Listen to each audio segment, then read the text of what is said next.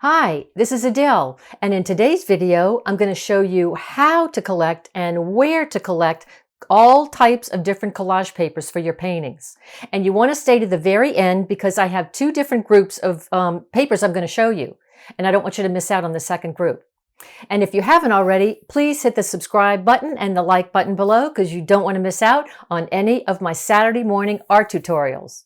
So thanks for joining, and let's get started.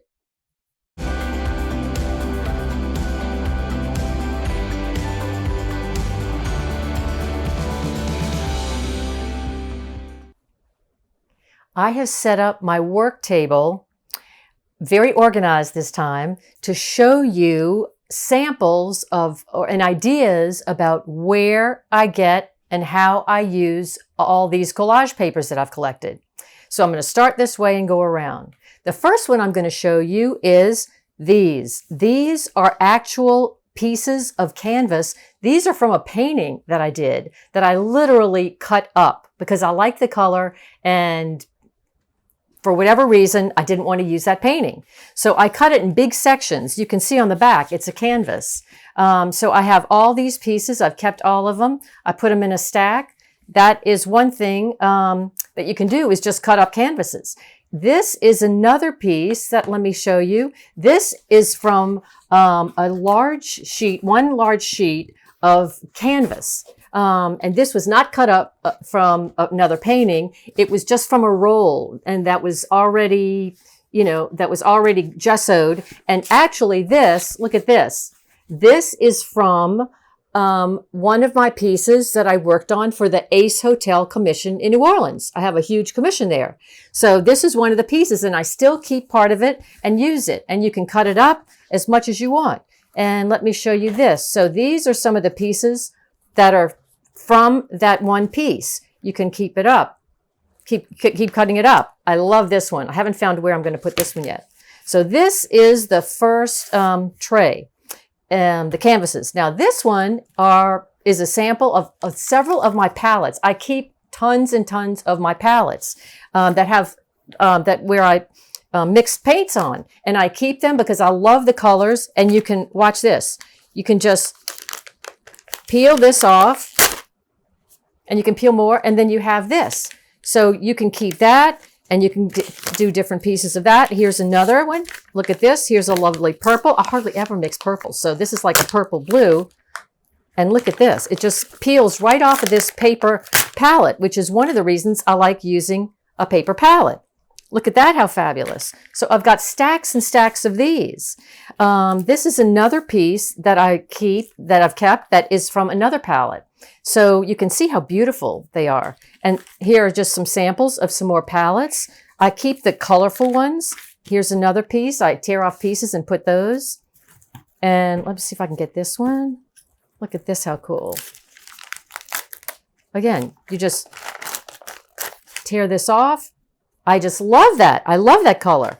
So this is another way to collect collage papers. So let's keep going. We've got the canvas and the palettes. Now this is these are from papers that I bought. The background is from papers that I bought that are antique ledger papers, and I'm going to show you some bigger ones. How this is how they come originally when you get them, when you buy it. But this was, I took one sheet. Well, I'll show you now, look.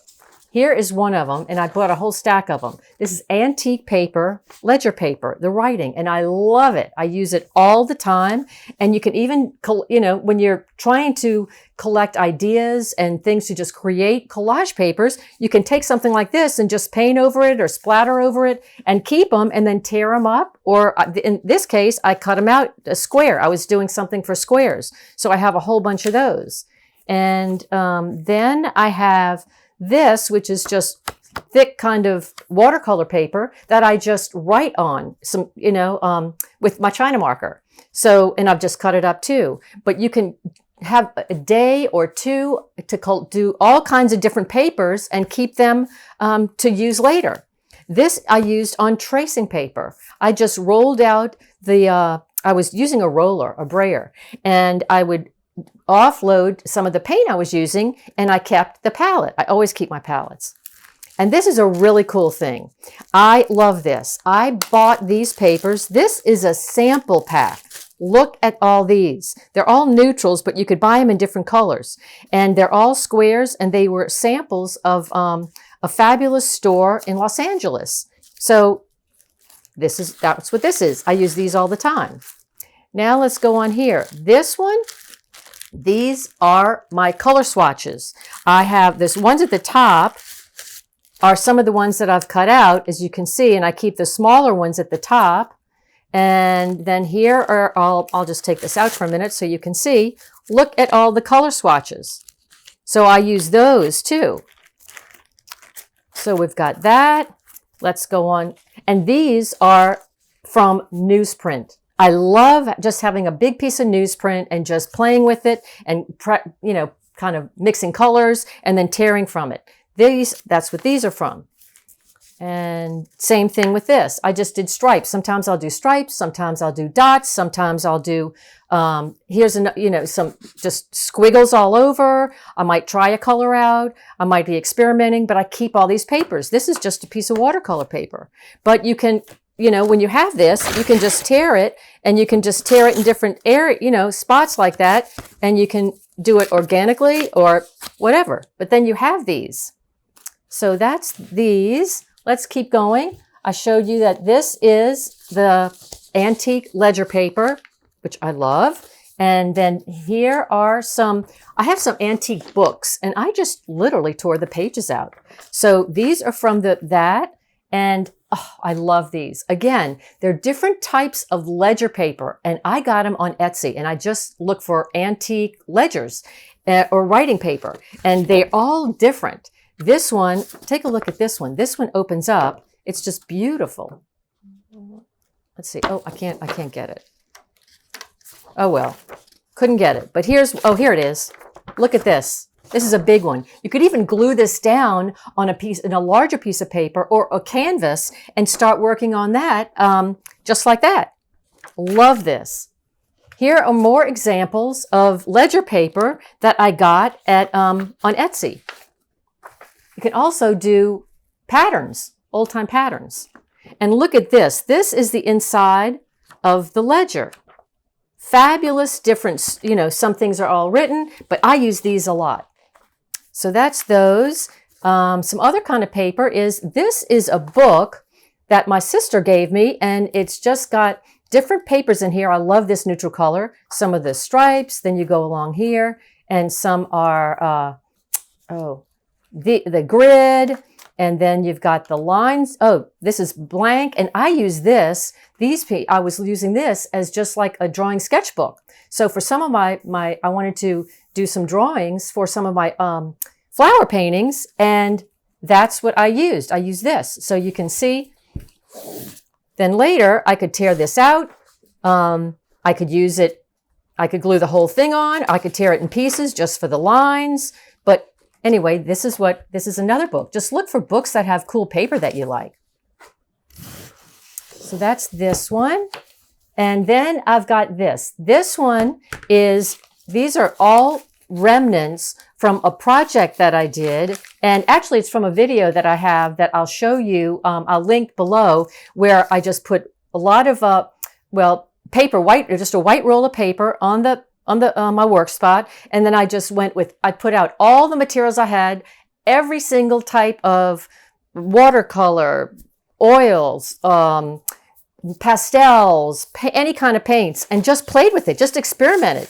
And so I just cut it up after I did the whole thing, and I just tore it up. So you have different pieces. For instance, I love the drawing part. So I would tear this up, see, and just use this.